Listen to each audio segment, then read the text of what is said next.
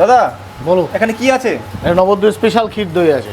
নবদ্বীপের স্পেশাল ক্ষীর দই? হ্যাঁ। আচ্ছা, নবদ্বীপের স্পেশাল ক্ষীর দই আমরা কি করে বুঝবো? এই যে এটা থেকে বুঝবা। মানে এই যে হাঁড়ি উল্টে দিচ্ছেন তাও দই পড়ছে না?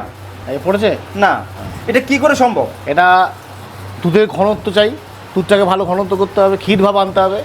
আর মোষের দুধ চাই, 1 নম্বর মোষের দুধ। মোষের দুধ দিয়ে হয় এটা? আচ্ছা আচ্ছা, এই যে দইগুলো আছে, এটা আমি দেখতে পাচ্ছি হাঁড়ি দুটো আছে। হ্যাঁ, আচ্ছা, এই যে দইগুলো, হ্যাঁ, এই হাঁড়িতে কতটুকু দই আছে? এগুলো 1 KG.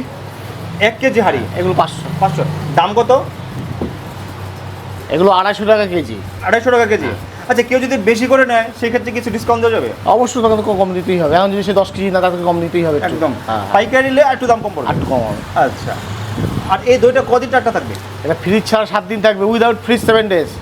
Without fridge 7 7 days? days। আচ্ছা, আর আর ফ্রিজ ফ্রিজে থাকলে মোটামুটি 15 দিন ভালো থাকবে, 14 15 দিন। হ্যাঁ।